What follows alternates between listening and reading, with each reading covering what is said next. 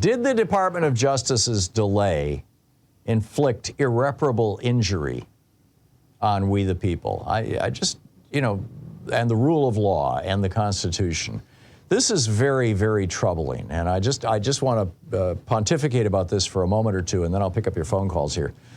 The Washington Post or the New York Times yesterday published this, in-depth piece about how the Justice Department procrastinated for over a year until finally it was, they were basically forced into investigating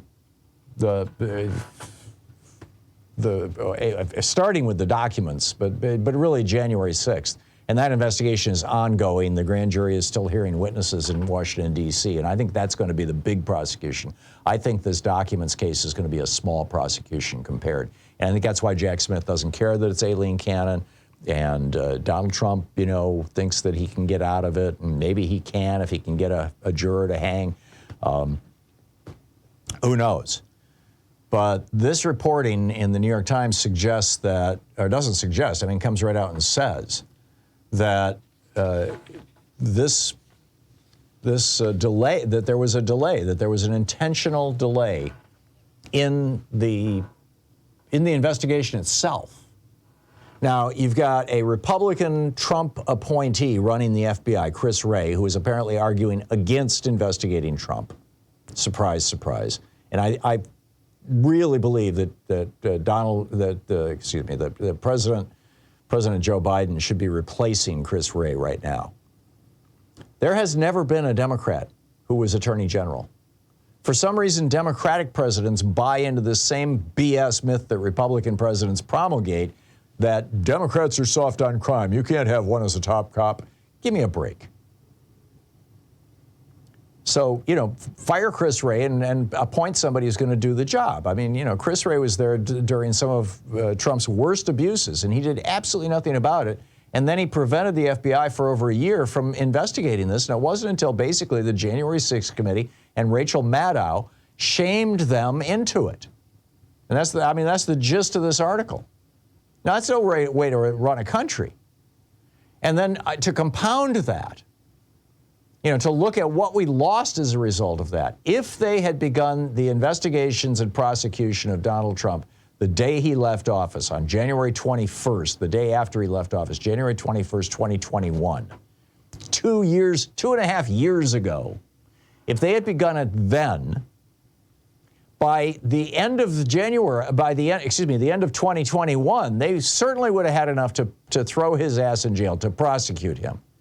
And by the end of last year, you would have had several court cases resolving, and Donald Trump would not be the front runner for the Republican nomination for president. In fact, he would probably be in prison right now, which would spare the GOP a lot of anguish and would spare the country a lot of pain. But, oh no, Merrick Garland was afraid to look like he was being political. And Chris Wray was doing what Chris Wray does, which is, cover up for Donald Trump. That's why Trump put him in as head of the FBI.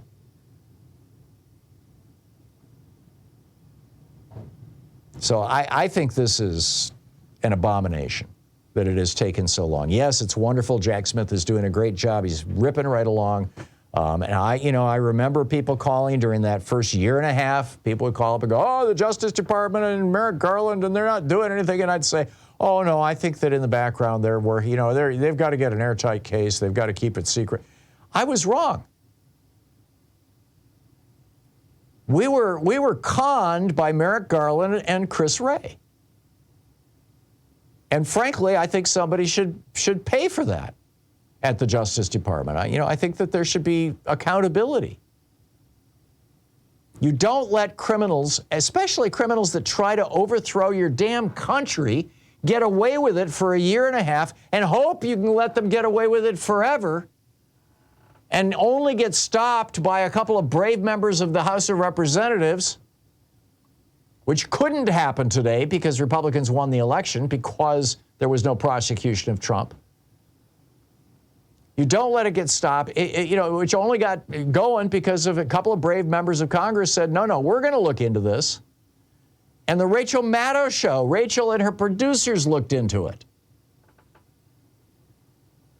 And Dana Nessel, the Attorney General of Michigan, and the Governor, Gretchen Whitmer of Michigan, came out and said, we found criminal activity, in our opinion, with these fake electors. We're going to turn this over to the FBI and the Department of Justice. And they did. And what did the FBI and Department of Justice do? Nothing for a year. Dana Nessel and Governor Whitmer have taken that case back, and they're prosecuting it in Michigan, or at least we assume they are.